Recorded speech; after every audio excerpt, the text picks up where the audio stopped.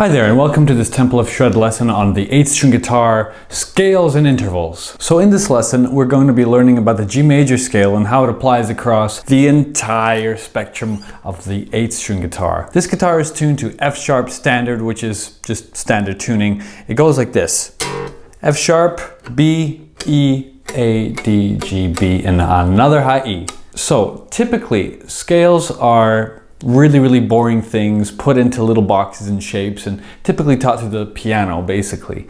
And the way that I like to teach my students is to do the 3 notes per string method. So it looks a lot like this, starting from our low E string.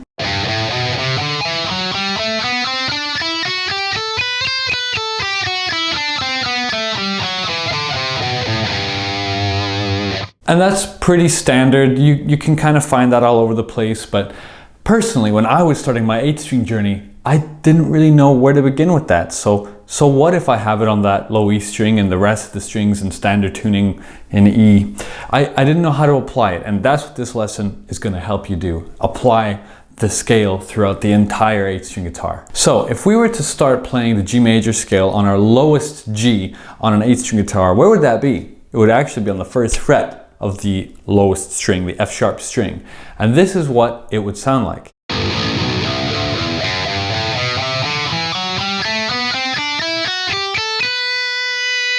Now you'll notice that I don't actually land on another G octave. I only go up to the high B here on the high E string, and that's just because it's 3 notes per string. I'm not trying to only hit octaves, I'm trying to go until I've completed the matrix of 3 notes per string. This kind of mapping or methodology works really well in terms of getting the entire fretboard under your fingers and knowing where to land. So at the beginning of this video, you saw a little presentation of what the modes can allow one to do on an 8th string guitar.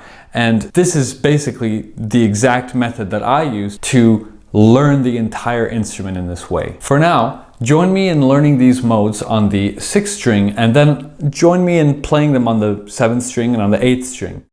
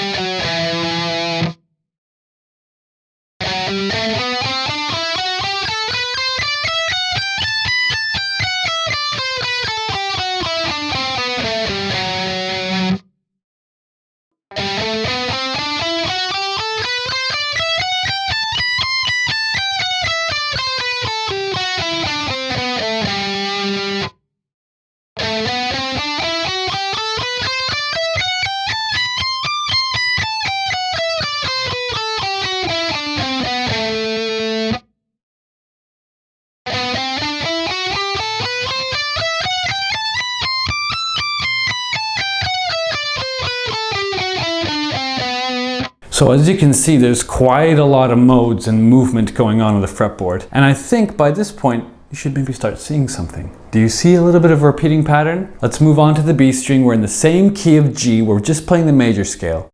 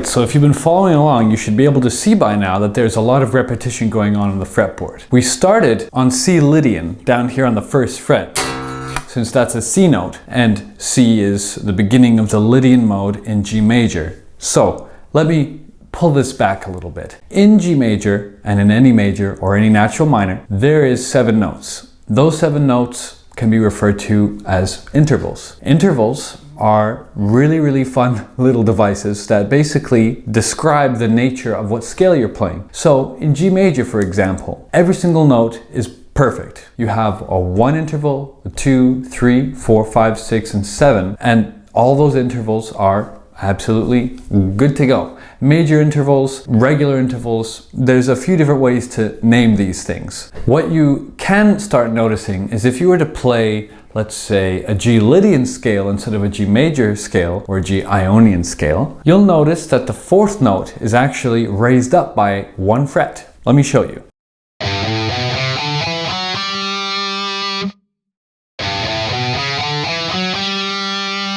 Do you see how it's just 1 note difference? So that would be a raised 4 or a sharp 4. That's what makes Lydian just that little bit different and special in comparison to G Ionian. It's a really fascinating thing because you can describe every scale in this very exact and precise manner. So another example would be Aeolian. Aeolian has a flat 3rd note as well as a flat 6th note as well as a flat 7th note. So it would be written out as 1, 2, flat 3, 4, 5, flat 6, and flat 7. And that's all that it really is. After that, you've got repeating octaves of things. And one never says the number 8 because it just means octave of your first note.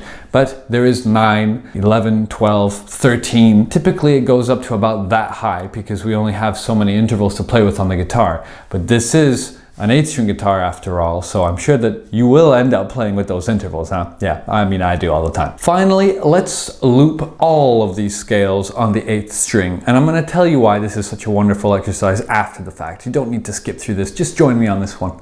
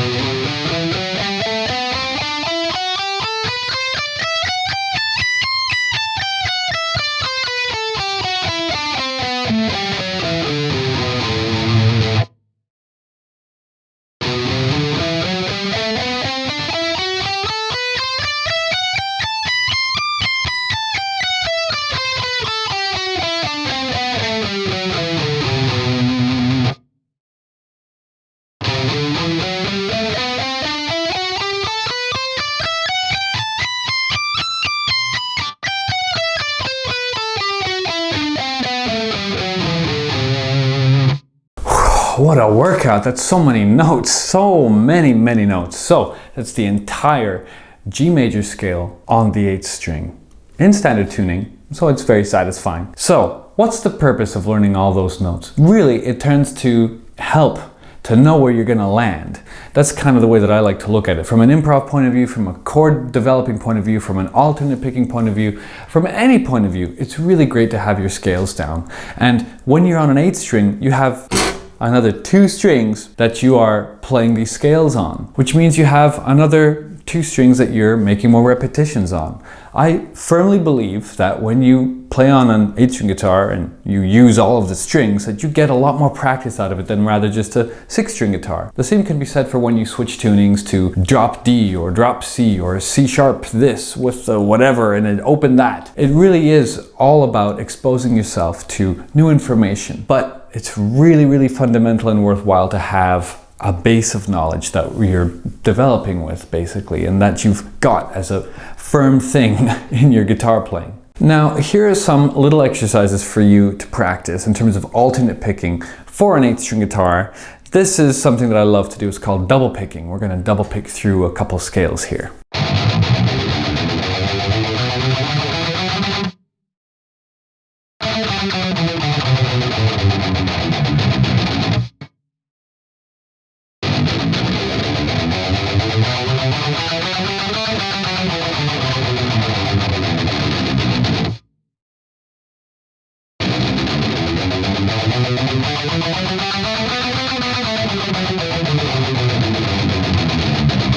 So why would you double pick through things? Well, you get twice the amount of practice with your right hand, and you get to just repeat the scales to the point where it's kind of ridiculous, right? The idea is that you practice these all the time just for your own cleanliness of technique, so that you're very confident in what you're doing. And on an 8th string, depending on the scale length, which mine is variable because it's a multi-scale guitar, I've got 25.5 to 27, I believe, and that is supposed to help with tension. It's a really important thing to practice perfectly like that, in the way that I was just showing you guys. The whole thing with practicing on an 8-string guitar, I think, really comes down to this. It's not that intimidating. And for those of you who are even discouraged at this point in the video lesson, understand that you've probably spent a lot more time on a 6 or a 7-string guitar than you have on an 8. It's just a matter of getting used to the instrument. One thing that I highly recommend you practice is actually find where on the string itself you sound the best. So for me, let me show you what that looks like.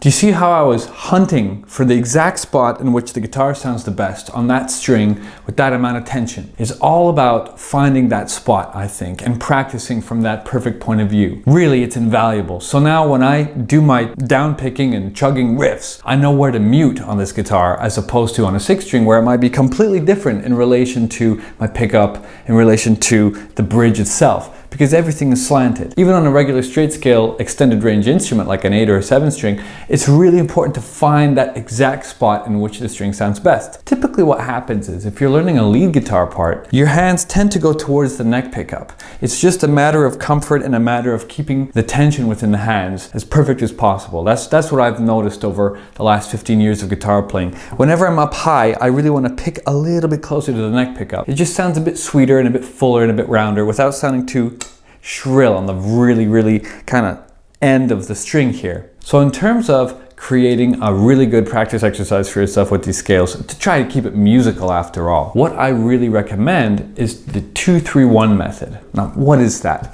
Well, if you look at the way that we've been practicing, we've been going 1, 2, 3, 1, 2, 3, 1, 2, 3, 1, 2, 3. But what if you went 2, 3, 1, 2, 3, 1, 2, 3, 1, 2, 3, 1? Here's how that sounds.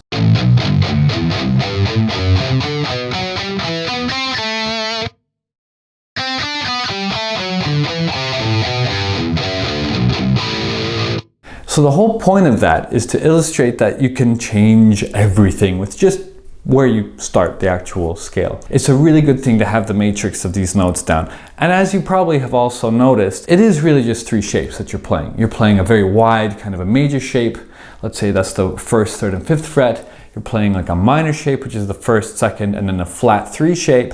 Then you're playing a, what I call a diminished shape. It isn't exactly diminished, but that's a 1, flat 2, and flat 3 shape, which would be like the first, second, and fourth frets on your guitar. So it's all just a variation of those 3 in a certain order, in a particular way, throughout the entire matrix of the fretboard. And that's all that it really is. You're never too far away from picking the right note. That's basically what that comes down to. Getting back to switching up the way that you play scales, why don't we start up high for once instead of playing all the way down low? It's fine to have those extra 2 strings and to learn how to use them, but what about getting comfortable playing up high on one of these guitars? Join me for this little practice exercise.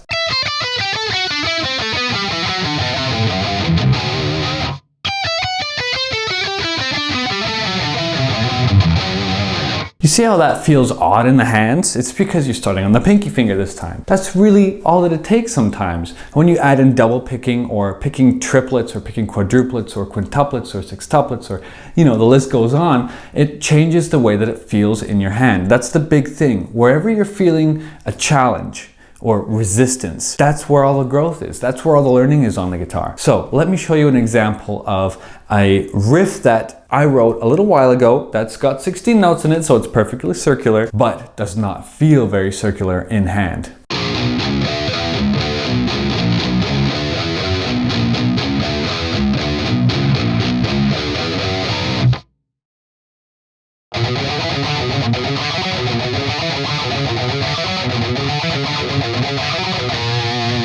Did you hear what that was? Oh. So we've got 1, 2, 3, 4, 5, 6, 7, 8, 9 notes, and then 1, 2, 3, 4, 5, 6, 7 notes. It's really weird, but 9 and 7 make 16, so it's a circular thing. It will fit over a 4 bar. If I double pick all of that, I've got myself 32 notes, or 18 notes and 14 notes. So it gets a touch convoluted in one moment, and I don't really like to think about scales in that way. And here's a really big thing to take away. Ultimately, when you practice scales, you are chunking groups of information together. It's really, really useful to do that. All that you're really doing is combining these 2 or 3 different shapes across this huge fretboard of ours. And that's really all that it is. As you get more and more proficient, instead of seeing it as each thing as a separate note, you'll go with, oh, I want to play that mode right now, and it'll be Lydian. And you'll just whip out C Lydian, no problem.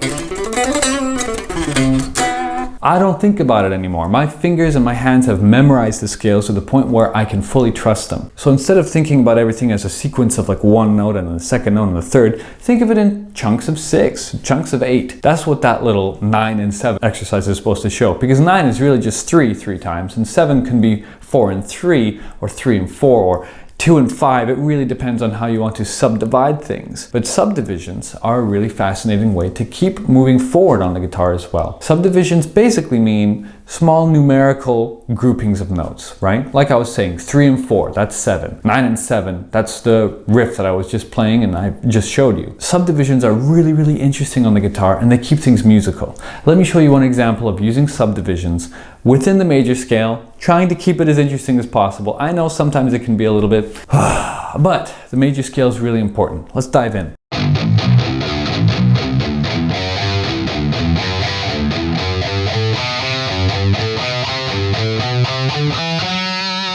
So what was that? That was 5 notes and 7 notes. Did you feel that shift in your hands as you were playing along? You can play that on a 6 string as well, and it's just as interesting and just as intricate. It's supposed to be a little bit of a challenge for your fingers. Playing 5 to 7, 5 to 7 is interesting and all, but what about going from 5 to 7 to 9? What about going to 11? What about changing up those subdivisions? It really is up to you. All that you are deciding to do is change at what point in the scale are you going to start repeating notes? Are you going to start from the 2nd fret? Are you going to go to a completely different part of the fretboard? At that point, we're starting to get into kind of something musical at the end of the day. So this is a great way to access sounds that you might not normally have accessed. And for me, someone who has practiced scales a lot in his lifetime, I can tell you that practicing subdivisions still gets me going and still makes me go, wait, what?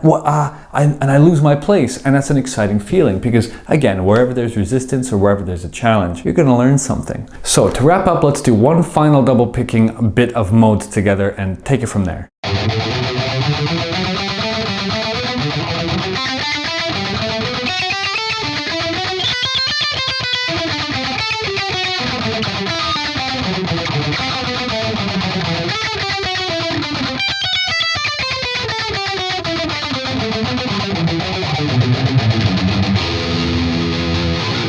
So that final exercise goes through a ton of the different modes, and it's a great example of what you can do with your own time with the tablature provided in this lesson. The idea is that you create a lot of your own exercises with the modes so that you know that they're interesting, and it's a really good kind of a self-confidence building thing when it comes to the guitar. One final note is on thumb placement. If you're going to be playing an 8-string guitar, remember that your thumb needs to be supporting all of your fingers, not just the first one, not just the last one, not just the middle one. It needs to be able to support all of them very, very equally. Without that support, you do risk a little bit of injury, and you risk hurting your thumb and the tendons in your fingers and your hands a lot. So keep that in mind. Try to make sure that your positioning on the guitar is very comfortable, and don't be afraid to switch things up. Now, that's easier said than done, because at first when you're learning these modes, I'm sure that you might be a little bit uncomfortable with the whole, oh my God, it's the first fret to the 5th fret on a 28-inch, oh my goodness. But eventually you will get more comfortable, and you'll know where to place your thumb to support your whole hand properly. Remember that being injured is basically the worst. It's no fun. This is the best instrument in the whole world. Why not enjoy it to the fullest, and why not play it and practice it in a healthy way? I've been Paul Oz. Thank you for joining me on this lesson. I hope that you use this lesson as a resource for 6 and 7-string guitars as well. Anyways, I hope that you enjoyed this video, and feel free to go back through and scroll through all the tablature and turn things into your own exercises. I'll see you next time. I've been Paul Oz. Thank you.